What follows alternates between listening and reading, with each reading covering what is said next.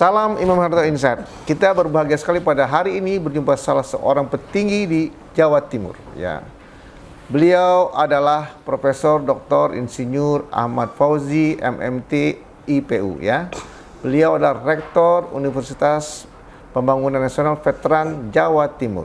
Ya, beliau sangat berprestasi membawa UPNV Jatim ini ke tempat yang lebih tinggi di antara UPN-UPN lainnya.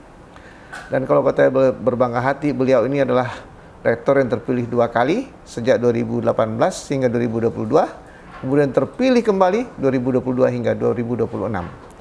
Prestasi beliau hingga saat ini mengantarkan UPNV Jatim dari status Universitas Perguruan Tinggi Negeri Satker waktu itu, kemudian meningkat menjadi BLU, Badan Layanan Umum, kemudian meningkat lagi rencananya dalam waktu singkat, mudah-mudahan tahun depan sudah beralih menjadi PTNBH. Ya, itu harapan kita semua. Dan ini kita sangat beruntung, kita sapa dulu beliau. Selamat siang Pak Profesor. Selamat Dr. siang Fauzi, ya. Pak Imam. Terima kasih sudah diundang di podcastnya. Ya, terima kasih sama-sama Profesor. Kita beruntung banget nih ketemu Bapak pada hari ini. Jadi gini Pak, intinya podcast saya mau mengenalkan keterampilan, keberhasilan seperti Bapak. Berbagilah kepada penonton kami mengenai keberhasilan Bapak. Oleh karena itu kita mau mengenal awal mulanya sejak kecil lah mungkin. Pendidikan apa yang diajarkan orang tua Bapak atau keluarga Bapak sehingga Bapak punya karakter yang mengantar Bapak sukses seperti sekarang. Silakan. Ya, jadi kami ini orang desa, saya ini orang desa. Desa tapi pelosok ya. Jadi pelosok.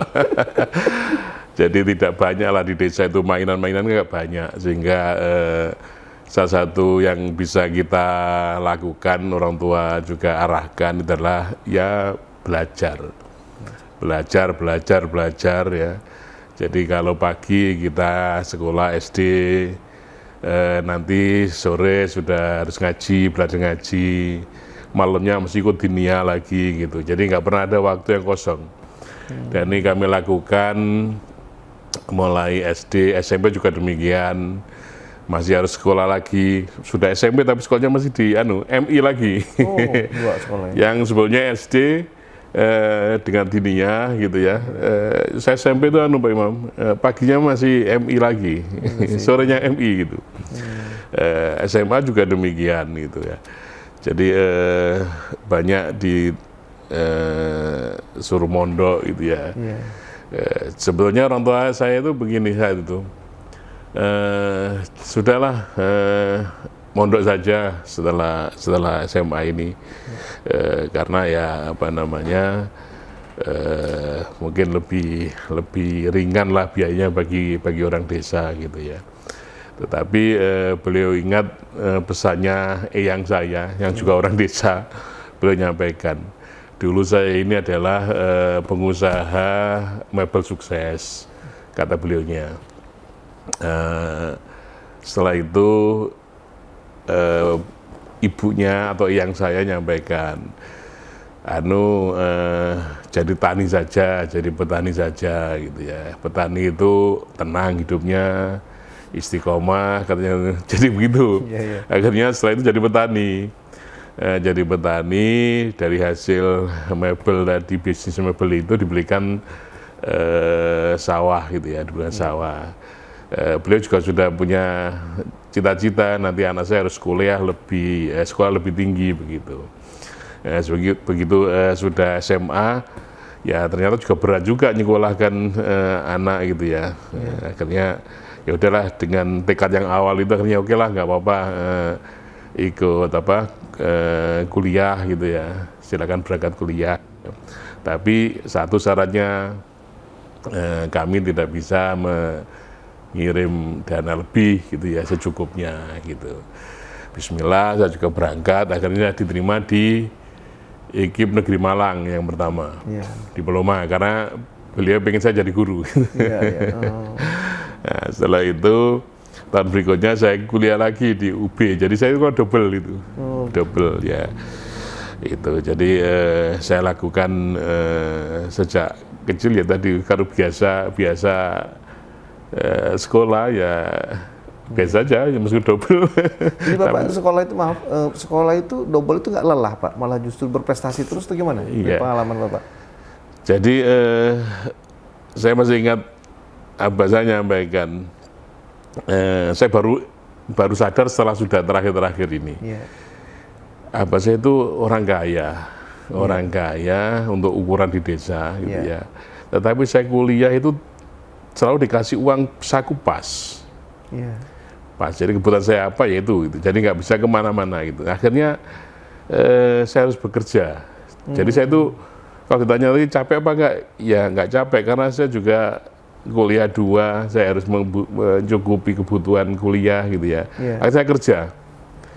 Jadi saya semester 4 itu, semester 4-5 itu saya sudah ngajar di perguruan tinggi swasta di Malang. Karena saya salah satu asisten dosen di UB Brawijaya. Terus direkrut sama PTS itu gitu. Saya dikasih gelar sarjana itu, masih semester 5. Jadi itu lucu itu, udah Untuk lucu. kuliah mengajar malah ya? Ngajar gitu ya, jadi digaji, masih ingat betul digaji 60.000 gitu. Ya, tapi cukup lah untuk kebutuhan saat itu. Ya.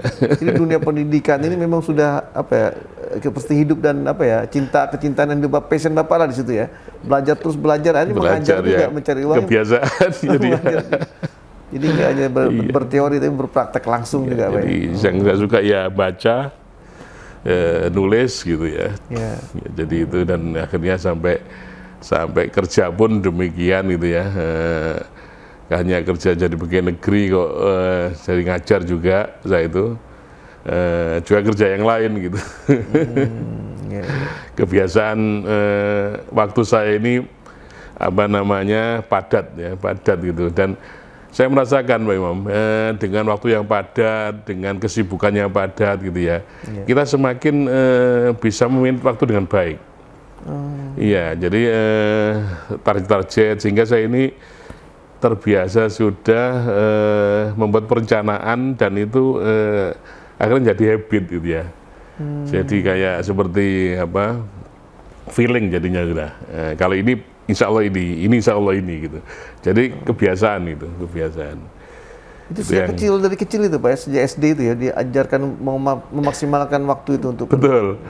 Ya memang dulu rasanya mungkin ya tersiksa juga ya. Iya, saya rasakan itu Pak. Wah, kok Bapak terbiasa sejak kecil ya. Iya, tapi lama-lama baru menikmati ya, mengetahui bahwa manfaatnya ya terakhir ini luar biasa orang tua saya itu.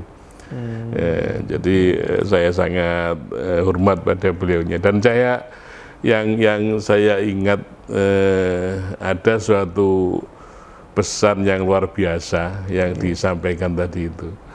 Jadi yang pertama adalah 3S itu. Jadi sowan, sopan, sodako. Dan itu selalu didengungkan, selalu disampaikan. Dan itu membawa manfaat bagi saya gitu ya. Ternyata 3S yang disampaikan orang tua saya sejak kecil itu membawa perjalanan kami sampai detik ini begitu. Itu artinya dengan silaturahmi, kemudian itu apa, sopan itu ya, karakter ya, adab, karakter, dan bersedekah itu ilmunya luar biasa ini benar. Sehingga Bapak, nah kemudian Pak, setelah pendidikan itu apakah pilihan pertama Bapak di insinyur pertanian itu pilihan Bapak atau kehendak orang tua atau pesan siapa Pak? Jadi pada saat ada ceritanya ini Pak Imam. Saya dulu mungkin juga agak nakal gitu ya. Pada saat di SMA itu disuruh mondok, saya milih sekolah gitu ya. Milih sekolah. Akhirnya boleh sekolah tapi sekolah agama. Akhirnya saya itu sekolah PGAN. PGAN. Pendidikan guru agama. Guru agama ya. Tetapi siang pada saat saya masuk hari pertama di PGA itu, Iya. ada kawan saya yang sekarang beliau adalah salah satu pimpinan di Boeing di Seattle Amerika sana. Itu teman-teman SMA. Dia nyampaikan, ngapain di situ? Ikut saya gitu. Kuliah sekolah aja di umum gitu. Dan saya mau gitu. Akhirnya tes diterima juga di sekolah umum itu. Nah, akhirnya sekolah di sekolah umum itu. Nah, pada saat kuliah, yang teman saya teknik, minat teknik, saya nggak bisa lagi ngelak di orang tua, harus ke guru gitu. Akhirnya saya ke IKIP. Akhirnya saya pilihnya IKIP gitu, IKIP Malang. Saya masuk diploma 3 kimia, harapannya dulu diploma kan biar langsung jadi guru itu. Langsung ikatan dinas gitu ya. Alhamdulillah diterima di situ jadi guru, tapi sebenarnya saya itu nggak suka, nggak pikiran saya itu kok jadi guru gitu ya, karena saya dulu guru kan melas ya. Dulu guru itu, yang saya tahu guru-guru saya itu ya naik sepeda ongkel, terus sepeda motornya juga butut gitu kan ya. Tahun-tahun itu ya, masih kasihan sekali gitu. Akhirnya saya diam-diam kuliah lagi, ikut tes di Brawijaya itu. Karena orang tua saya kan, mohon maaf, sawahnya itu luas, ditanami tebu. Ya, tebu. Sehingga saya itu pingin sekali, pengen jadi sinder. Sinder itu adalah pegawai dari pabrik gula yang pakai topi laken itu, terus naik jeep itu ya. Wah, gagah kan saya tahun-tahun 80-an itu kan ya. Nah, saya pengen seperti itu. Akhirnya saya masuk pertanian. Itu ceritanya. Ada model yang dicontoh itu menarik, menjadi pertanian di situ. Betul. Dan saya sampaikan, orang tua saya nggak tahu, semua nggak tahu. Begitu tahun kedua ada undangan IKOMA namanya, Ikatan Orang Tua Mahasiswa itu. Ada surat ke rumah, beliau nyampaikan, "Dok, kok ada surat Brawijaya gitu. Sejak kapan kuliah di situ? Ini apa ini gitu. Saya sampaikan, saya berikan ke beliau pengertian, apa kan punya sawah luas. Saya nanti bisa kerja di pabrik gula dan yang lain begitu. Akhirnya beliau ya nerima gitu ya. Tapi gurunya jangan tinggalkan begitu. Akhirnya kuliah 2 tadi itu. Kuliah 2 itu gara-gara itu. Tapi Bapak terasa berat karena sejak SD, SMP sudah terbiasa ya. Sudah terbiasa. Itu yang saya lakukan. Jadi karena tadi saya sampaikan beliau juga mendidik saya untuk berhemat. Saya akhirnya kerja juga tadi itu, bekerja. Selain bekerja, saya itu pengisi kolom, dulu namanya di Malang ada koran, Suara Indonesia. Ya tahu, Suara Indonesia, ya tahu. Itu tahun 80-an, saya itu ada pengisi tetap di situ. Saya suka nulis gitu ya. Jadi kalau sekali nulis dapat Rp75 itu. 75.000. Ya dapat itu, akhirnya ya saya cukup lah untuk kebutuhan hidup ya, cukup lah waktu itu. Sebulan ya. Sebulan mungkin 75.000 gitu. Sekarang nulis 20 apa 15 gitu ya. Iya, jadi saya tiap minggu nulis gitu di koran itu. Sejak kuliah itu udah biasa nulis Pak? Iya, udah biasa nulis. Pendapatan lagi, kemudian mengajar juga kan? Betul. Di swasta juga pendapatan lagi. Saya ngajar di perguruan tinggi swasta, saya nulis di koran-koran itu ya. Jadi Bapak artinya udah berpendapatan, nggak perlu dari orang tua lagi biar kuliah waktu itu? Ya, akhirnya lama-lama saya sampaikan ke beliaunya, sudah saya nggak usah dikirim gitu. Udah bersendiri. Ya, dan saya itu termasuk mahasiswa agak kaya gitu. Iya. Karena saya sudah bisa nyicil rumah juga. Iyalah, mahasiswa loh. Orang udah berapa tahun gaji baru bisa. Iya, karena saya itu punya karangan buku, Pak Imam. Punya karangan buku itu ada biologi, ada biokimia gitu. Dan itu dijual di mahasiswa itu. Iya, buku-buku. Jadi saya itu setahun itu bisa, ingat saya itu dapat sampai 700.000, 1 juta gitu. Buku-buku ajar semua itu ya? Buku ajar. Dan itu harga rumah yang tipe 21 yang kecil itu, saya itu sekitar 5 jutaan. Jadi saya bisa itu mencicil dengan uang muka itu ya. Iya. Mahasiswa udah punya rumah luar biasa. Nah, kemudian Bapak bagaimana bisa terjun ke UPNV Jatim ini? Nah, ceritanya saya ngajar di perguruan tinggi itu, ya kenal sama keluarganya, sama rektornya, kenal semua kan itu ya. Saya sampaikan ke beliaunya, saya ini kalau di sini kok seperti rumah sendiri, mulai pagi saya malam di sini, nggak pernah pulang tidur karena di lab gitu kan ya, dan lain-lain. Saya ikut mengembangkan labnya dan lain-lain itu. Saya izin kalau boleh ikut tes PTN PNS gitu kan ya, PNS. Akhirnya saya ikut tes di Kemhan. Kemhan ya. Di Kemhan. Dulu kan saya nggak tahu kalau itu di UPN itu. Ditaruh di UPN. Di lowongan di Kemhan saya ada lagi di PTN di Jember. Terus ada lagi swasta di Madura. Saya tes 3 kirim lamaran itu, 3-tiganya dipanggil, 3-tiganya saya ikut tes, 3-tiganya diterima gitu. Nah, 3-tiganya diterima. Terus saya ke ibu saya sampaikan, ini saya diterima 3-tiganya, mohon ibu yang milih gitu. Jadi yang milih ibu saya. Ibu pilih ke Dephan.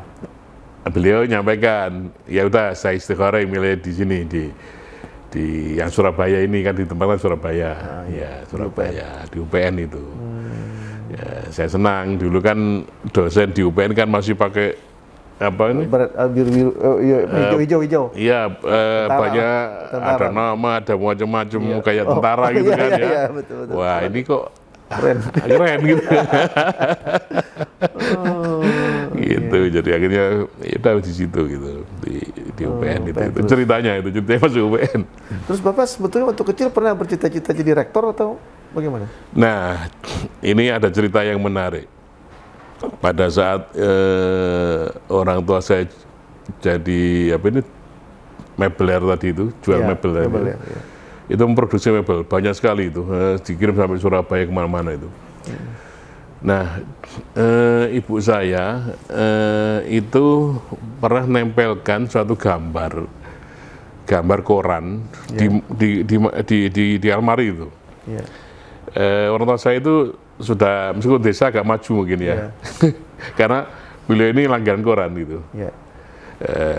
Koran ini ditempelkan. Orang desa langganan koran luar biasa. Iya, pada saya itu ya mungkin saya nggak tahu itu kok saya masih kecil, mungkin sekitar tahun 70-an, saya mungkin masih umur ya mungkin 6 tahun, saya lupa ingat itu. Beliau sering menyampaikan, saya digendong, nanti jadi ini ya gitu, bisa seperti ini gitu. Gambar itu gitu. Gambar itu. Nah, koran itu sampai saya SD kelas 4 atau 5 gitu. Itu masih ada nempel itu. Berarti sekitar ya 10 saya itu hafal betul koran 10 tahun itu. masih ada juga waktu Bapak kecil kan, 5-6 tahun, sekarang 15 tahun lah. Betul. Saya sampai sekarang hafal. Siapa itu yang ditempelkan itu? Siapa? Profesor Mahar Marjono. Rektor UI saat itu. Iya. Oh iya. Iya. Jadi saya nggak tahu dulu kalau itu rektor, jadi pakai toga gitu ya. Iya. Doanya ibu mau seperti ini. Iya, seperti ini gitu. Nah itu doa orang tua ternyata itu. Dan saat itu juga enggak. Bapak jalani aja sebagai dosen, ikutin aja gitu ya. Iya, alhamdulillah gitu. Saya juga nggak pernah berpikir jadi rektor, jadi guru besar gitu kan ya. Kampusnya karena kalau bapak saya kan saya pengennya mondok gitu kan. Iya. Mondok itu. Karena kebetulan keluarga ibu saya itu 13 bersaudara yang masih hidup ada 10. Itu yang 8 punya pondok pesantren. Dengan keluarga. Jadi sehingga kehidupan pondok jadi biasa harusan lah ya. Kalau laki-laki ya mondok gitu kan. Seperti itu. Biasa ada umumnya. Bapak agak unik sedikit berbeda. Iya. Jadi ada semacam kebiasaan ya di daerah Jombang. Jombang asli saya. Jombang, Bapak ya, Pak. Jombang. Itu kalau laki-laki itu mondok, kalau perempuan malah kuliah gitu. Terbalik tuh. Rata-rata kok banyak gitu, saya lihat. Iya, Iya, jadi ya. betul. Oh, di Jombang itu terbalik, malah perempuannya yang kuliah, laki-laki malah Kebanyakan mondok yang pesantren. sharing kuliah itu yang perempuan gitu. Nah, pas setelah ini kan Bapak memimpin tahun 2018 itu mulai peralihan satker ya Pak ya? Iya, Pendidikan dari swasta ke setelah pemerintah. jadi rektor ya. Ya, itu gimana cerita dari swasta menjadi negeri, satker, kemudian BLU. Nah, sedikit cerita Pak tentang keberhasilan ini Pak. Ya, jadi pada saat saya jadi wakil rektor 2, rektornya Prof. Teguh, saya sampaikan ke beliaunya kita ini harus berubah karena di bidang 2 ini banyak sekali kendala-kendala kalau kita mau bergerak gitu. Yeah. Jadi mau ngasih ini sulit, ngasih ini ada aturan ini, ada regulasi ini dan sebagainya. Sisa uang apa namanya yang kita miliki itu pun hangus, harus kembali ke negara. Jadi ini tidak menguntungkan, saya sampaikan. Kebetulan saya kan paham betul tentang keuangan. Iya. Sehingga beliau oke lah kalau gitu kita ada waktu setahun masa apa namanya masa bakti saya kurang setahun kata beliaunya. Transisi lah gitu. Transisi saat itu. Oke, kita rubah ke Jadi proses setahun terakhir beliau sudah lengser. Pas saya kepilih jadi rektor, BLU turun. Pas itu berubah. BLU turun. Jadi BLU turun bulan April. Saya jadi rektor itu di bulan Oktober. Kadang-kadang itu berkah atau ada ya berkah atau memang pada saat apa ya dapat apa ya? Kayak Ya, dapat jadi memang keberuntungan. sudah kita siapkan, kita rencanakan ya, kita rencanakan sejak awal dengan proses itu. Jadi beliau Oktober selesai, Ya. terus ini proses, akhirnya April ini turun. Ya. Tapi saya sudah punya perencanaan. Perencanaan, ya. Perencanaan. Jadi perencanaan saya itu momentum BLU itu harus kita manfaatkan untuk optimalisasi kinerja. Karena itu ada remun yang harus kita bayarkan dan itu akan tidak bermanfaat kalau itu tidak kita gandengkan dengan kinerja, gitu, ya kan? Sehingga ada istilah apa istilahnya ini poin menjadi koin. Iya. Nah, saya buat apa namanya? Saya buat rubriknya. Pekerjaan A punya poin sekian, koinnya sekian dan seterusnya. Dan itu alhamdulillah berjalan dengan baik. Meskipun awal-awal ya kita belajar, kita buat sistemnya, dan ini memudahkan kita semuanya untuk meningkatkan ini, mempush kinerja di UPN itu, sehingga uang itu betul-betul luar biasa bermanfaatnya. Jadi dengan pengeluaran yang hampir sama, tetapi kinerjanya ini bisa lebih tinggi. Jadi sebagai gambaran begini. Pada saat kita menjadi BLU ini kan punya anggaran sekitar 111 miliar. 111 miliar itu ternyata prestasi kita juga biasa-biasa saja, nggak ada yang menonjol lah. Nggak ada yang menonjol gitu. Tapi begitu apa namanya ini kita buatkan rubriknya, kita hitung semua kinerja di UPN, saya itu ada sekitar 26.000 item pekerjaan. Luar biasa itu kita menyiapkan itu, kita masukkan sistem dengan rupiah-rupiah yang ada itu akhirnya dibagi menjadi apa namanya uang yang ada tadi dibagi dari kinerja tadi itu. Nah, ini yang luar biasa, saya baru uang 111 itu ternyata hanya kepakai 80 miliar. Sudah lebih ya. Iya. 80 miliar untuk mendukung. Nah, sisanya ini pakai remun. Menarik ini. Ya, jadi 80 miliar sebagai basis pekerjaan awal. Yang sisanya berarti kan 20 berapa itu? 30-an. 30M lah. 31 M remun. Senang lah pasti semua. Nah, akhirnya ya bahagia lah itu. Iya, luar biasa itu. Kesejahteraannya ya. Luar biasa. Dan yang terpenting lagi, sudah nggak ada lagi istilahnya orang iri gitu dengan temannya gitu. Kalau dulu kan misalnya oh iya ini ngajar banyak Oh iya, ya itu. dekat dengan Kaprodi, kasih ngajar banyak. Karena kan hampir semua sama, BKD-nya sama, nggak ada Relatif kelebihan jam yang kelebihan jam juga dihitung dan lain-lain. Nah, sehingga akhirnya ya saling bisa menerima gitu. Artinya adil lah kurang Adil, lebih ya. adil, ya. Dapat rata semuanya, bahagia bersama-sama, senyum bersama gitu. Gitu yang penting membawa ke senyum bersama-sama ya. Iya, itu yang. Nah, terus rencana target menjadi PTNBH tahun berapa? Kita targetkan sebenarnya tahun 2025 ini. Amin.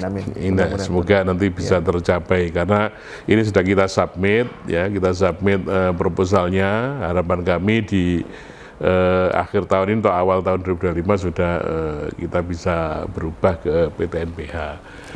Kita memang sudah memprediksi masalah plus minusnya, menghitung juga plus minusnya antara BLU dan BH.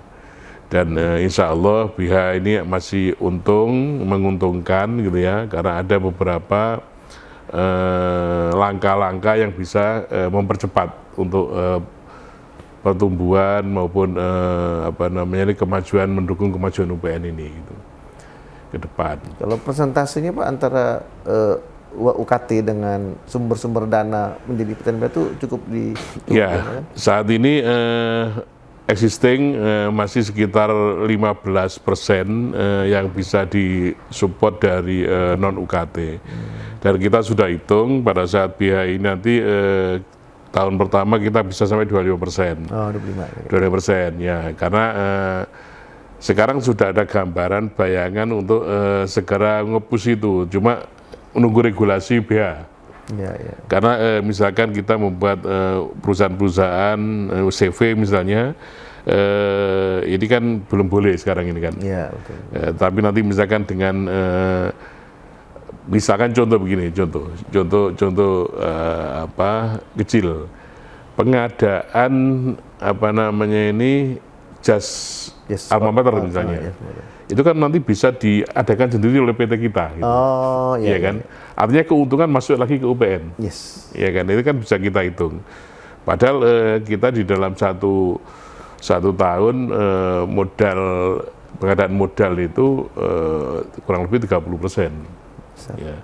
Itu artinya ada suatu keuntungan yang kembali lagi ke UPN yang bisa nanti dimanfaatkan bersama-sama untuk kesejahteraan. Ya, minusnya, nah ini kan itu kan positifnya. Minusnya bukan minus, tapi memang harus kita tanggung, yaitu masalah pajak. Dan ini saya juga ingin sarankan kepada pemerintah, mungkin jangan tinggi-tinggi lah pajaknya untuk BH ini kan. Iya. Ya, karena kan BH ini kan menganut pajak progresif. Iya. Jadi kalau pendapatan sekian mungkin masih 0, ada 5%, 10%, sampai 30%. Nah ini kan akhirnya kalau yang pendapatannya tinggi kan kembali lagi seperti yang bawah lagi gitu. Iya, kan. karena pajaknya tinggi. Iya. Betul. Mungkin itu salah satu yang pajakin untuk pendidikan. Betul, itu yang harus kita adukan, kita prediksi juga begitu. Iya. Tapi itu kan pajak tinggi kan berlaku biasanya untuk yang pimpinan-pimpinan yang iya betul. Nah ini kan nggak sembarangan juga Pak, UPN Jatim ini kan juga kan ya, IQ-nya indikator kinerja utamanya kan berhasil juara 1 di antara seluruh BLU di Indonesia. Nah ini kan, hal apa saja Pak mengantar bisa berhasil seperti itu Pak? Jadi memang pemimpin itu harus terlihat katanya gitu ya. Jadi pemimpin harus terlihat. Jadi memang saya dapat ilmu itu pada saat dulu bekerja di media gitu ya, di media. Jadi kalau kita mau mendorong percepatan kepada staf anak buah itu memang harus ditularkan. Kalau untuk belajar itu lama, harus ditularkan. Sehingga tadi saya katakan pemimpin harus terlihat. Jadi ya memang harus mulai bagaimana kita turun ke bawah, ngajarin, kita mengawasi dengan fungsi manajemen itu mulai perencanaan seperti ini dan seterusnya tentunya ya semua sektor mulai keuangan, sarpas dan yang lain. Kalau mereka sudah satu visi untuk menjalankan, ini akan gampang. Nah, tetapi itu juga bisa kita kita siasati dengan regulasi. Kalau kita terus-menerus turun ke bawah, kan capek juga. Maka kita buat regulasi yang yang mendukung itu. Memang pertama mau nggak mau harus turun, karena ini kan untuk memperoleh data primer ya. Data primernya seperti apa. Tapi berikutnya kita buat regulasi sehingga lama-lama ya akan meringankan kerja kita. Kalau sudah satu visi, bergerak bersama-sama, saling memahami, ini cepat untuk kita push menuju kemajuan itu. Betul. Nah itu salah satu Pak diikut tuh kalau nggak salah prestasi di bidang ada praktisi mengajar, ada program studi standar internasional, itu juga kan membuat UPN Pejatim itu melambung lah prestasinya gitu. Jadi kebetulan praktisi mengajar ini cukup banyak. Jadi kemarin pelamarnya ada 300-an. 300-an yang kita terima sekitar 70 dari pemerintah. Tapi kita juga kasihan kan, bukan kasihan sebetulnya ya. Kita juga butuh gitu, saling membutuhkan. Maka kita juga biaya sendiri gitu. Kita biaya sendiri untuk yang praktisi yang potensi. Misalkan banyak dirjen yang lamar, duta besar yang ngajar dan lain-lain itu kan sayang ilmunya, kita biayai sendiri gitu sebagian. Kalau sekarang ini misalkan untuk mahasiswa juga demikian yang MPKM. Kita tahun ini alhamdulillah nih ISMA yang mahasiswa belajar ke luar negeri ada 21 ini. Oh banyak nih. Ya, sebagian yang dulu hanya dapat separuh itu kita support juga begitu. Jadi ICT juga banyak yang kita kirimkan. Jadi memang kami selalu belajar dari PTN-PTN yang sudah gajah-gajah itu. Strateginya seperti apa gitu saya pelajari dengan sumber daya yang kami miliki, kita optimalkan untuk bisa mengejar itu, dan alhamdulillah bisa menjadi nomor 1 kemarin ya. Karena kalau mahasiswa itu Pak, kalau kekurangan dana nggak dibantu ISMA itu berat juga kok sendiri. Nah, betul. Bapak ini menginisiasi untuk membantu mereka, itu luar biasa itu. Jadi Permendikbud nomor 25 tahun 2020 yang terus diperbaiki lagi nomor 2 tahun 2024 itu masih kami lakukan, kami jalankan. Jadi kalau mahasiswa yang nggak mampu, kami masih menjalankan misalkan mulai penurunan UKT, pemotongan UKT, angsuran dan yang lain, 5 itu saya melakukan. Belum kami hapus gitu. Artinya bahkan ini saya naikkan misalkan kerjasama dengan Pemkot, Pemprov dan lain-lain. Kami sering datang muter, minggu kemarin saya misalkan ke beberapa kabupaten itu menemui bupati, saya bawa itu tahun ini yang keterima kabupaten ini sekian, yang nggak mampu sekian. Sekarang apa kontribusi kabupaten gitu. Alhamdulillah beliau menyambut baik gitu. Ya, sehingga tahun ini yang afirmasi dari total mahasiswa UPN ya sekitar 23%, 25%. Antara itu, ini yang masih berjalan soalnya. Semoga target kami 25% ini bisa dibantu oleh dana kerjasama dan lain-lain itu. Pemda gitu ya. Sehingga tidak memberatkan. Ya itu. Terus kemudian Pak, ini setelah kuliah mereka tuh lulusnya gimana nih Pak? Diterima di industri itu Pak? Ya, jadi kami ada threshold study untuk melihat mengikuti luaran atau lulusan ini ya. Terus. Ini tahun kemarin ya kita dapat nomor 1 juga itu 68% lulusan kita diserap dunia industri (DUDI) itu kurang dari 3 bulan. 3 bulan anunya itu. Dalam kurang 3 bulan sudah diterima di industri ya? Iya, tetapi ada syaratnya itu dengan gaji 2 kali UMK kan. Oh bagus. Iya, jadi Rata-rata gaji sekitar 8 jutaan lah ya yang bisa dilaporkan itu. Nah, dan itu ada buktinya real gitu, ada bukti realnya. Itu yang kita lakukan sebetulnya tidak langsung bisa seperti itu karena ada perlakuan-perlakuan sebelum mereka lulus.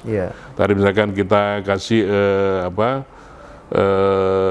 ujian kompetensi dan lain-lain itu yang tadi kami sampaikan. Jadi memang sudah kita siapkan sejak awal, mulai dari perkuliahan misalnya kewirausahaan, ada juga yang mereka ikut pra-startup, target kami 1.000 pra-startup itu dan lain-lain. Ini yang kami siapkan untuk mereka, sehingga mereka ini juga keluar, alhamdulillah bisa cepat memperoleh pekerjaan itu. Nah itu yang penting Pak, percuma kita kalau nah dari segi gitu Pak, apakah ada prodi-prodi yang mungkin harus dikurangi atau penyerapan pasarnya tahun-tahun ke depan berkurang atau bagaimana Pak? Nah, jadi kan gini, PTN kan punya 2 tugas sebetulnya. Yang pertama adalah kita meningkatkan APK justru, angka partisipasi kasar pendidikan tinggi. Indonesia saat ini baru sekitar 29%. Kalau dibanding dengan Malaysia itu sudah 60% yang kuliah, yang dari lulusan pendidikan tinggi, yang kuliah itu sekitar itu. Ke Indonesia baru 29. Benar sekali ya. Dan mestinya idealnya ya kita ini 40% begitu kan idealnya. Tetapi ini kan masih terbatas sekali. Nah, kita perguruan tinggi negeri terutama, kita punya kewajiban itu. Sehingga kami tidak mengurangi, justru mengoptimalkan. Mengoptimalkan artinya ya nggak mungkin lah kita menerima berlebihan dengan fasilitas yang ala kadarnya, kan nggak mungkin. Karena kita negeri juga kan, mutu tetap kita utamakan. Sehingga saya punya kebijakan 3 hal. Yang pertama adalah infrastruktur, yang kedua adalah SDM, dan ketiga jejaring. Nah ini yang kami lakukan sebetulnya. Jadi untuk meningkatkan itu, supaya ada keseimbangan antara input outputnya, kualitas mutunya, dan lain-lain ini harus ada keseimbangan. Nggak bisa kita melepas begitu saja kan. Jadi ini yang saya lakukan sehingga kita bisa membangun, kita bisa menerima lebih banyak. Awal saya menjabat itu mahasiswa kita baru 11.000. Oh, 11.000 ya. Sekarang sudah 26.000, artinya 2 kali lipat. 2 kali lipat ya. 2 kali lipat. Tetapi terus terang aja ini atas bantuan COVID juga. Jadi masa COVID itu sebenarnya membantu kita untuk maju itu. Ada hikmah di balik COVID. Karena banyak mahasiswa masuk kuliah untuk offline online itu. Betul. Saya itu kan mahasiswa kan daring ya. Iya, daring. Mahasiswa daring, kami bisa membangun ruangan tidak dipakai, kami bangun. Dari waktu setahun itu kami membangun, mereka masuk dengan jumlah bertambah begitu. Itu sangat membantu itu luar biasa. Blessing in disguise lah ya, membantu. Bisa jadi dalam kesulitan ada berkah lah buat gitu. Betul. Ada berkah di balik COVID. Itu ya. Nah Pak, kira-kira Pak harapan-harapan Bapak ya kepada mahasiswa itu dan mungkin dosen atau teknik gimana Pak ke depan menyikapi perubahan dan tantangan ke depan? Ini kan sekarang kita ini mendidik generasi Z. Ya, betul. Generasi Z ini Pak bertanya betul. Iya, jadi tentunya kita harus menyesuaikan dengan dunia, dengan zaman mereka, gitu ya. Zaman mereka. Katanya Sayyidina Ali, didiklah anakmu sesuai dengan zamannya, kata begitu. Jadi ya tentunya kita juga harus melihat kondisinya, gitu ya. Bagaimana generasi sekarang ini tingkat endurance-nya, tingkat dan lain-lainnya itu ya. Tapi mereka cepat beradaptasi dan lain-lain. Tetapi di lain pihak saya lihat ini ada kerapuan, dan inilah kami di UPN menyiapkan model-model pembelajaran yang tidak saja akademik ansih, tetapi juga tadi itu yang adab, karakter, apalagi kita sebagai kampus bela negara tentunya punya kewajiban itu gitu ya. Harapannya ya mereka keluar ini betul-betul siap, tidak hanya pinter tetapi juga tadi adabnya bagus juga, sopan, karakternya bagus gitu ya, dan bisa ketahanan dirinya ini kuat gitu. Ini yang saya siapkan. Oh iya, baik. Satu hal Pak yang menarik, Bapak adalah satu-satunya rektor yang mau memperhatikan para senior atau para pendahulu. Bapak beri penghargaan, itu ide dari mana Pak bisa timbul seperti itu Pak? Ya, saya melihat sebenarnya saya menjadi rektor itu selalu berangkat dari manajemen Qurani, istilahnya gitu ya. Ya, sebenarnya tidak ada orang yang sukses tanpa ada penyebab. Jadi selalu ada sebab mereka jadi sukses atau bisa jadi bagus atau jadi besar. Dan tentunya semua berkontribusi untuk itu. Anggap saja mulai rektor yang awal pun kesuksesan saat itu ya sudah ada ukurannya lah. Nggak bisa sukses saat itu dibandingkan dengan sekarang juga nggak bisa. Rektor berikutnya dan seterusnya masing-masing punya kesuksesan yang berbeda-beda. Tapi prinsipnya mereka pernah kontribusi untuk mensukseskan lembaga ini begitu. Dan itu harus kita apresiasi. Dan saya melihat bangsa kita ini agak sulit mengapresiasi orang itu. Iya, itu pemangkasan pertama. Ya, jadi inilah yang harus kita sosialisasikan, kita tularkan ya. Kita selalu kalau sudah menjabat ini menjelek-jelekan sebelumnya dan lain-lain kan sering terjadi itu. Bahwa kita ini bisa melihat dengan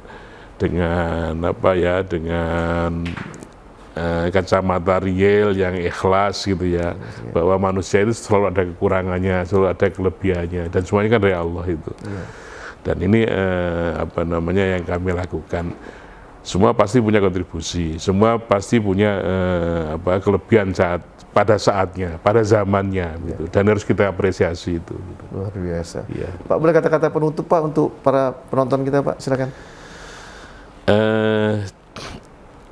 Untuk penonton podcast Imam Haryanto Insight.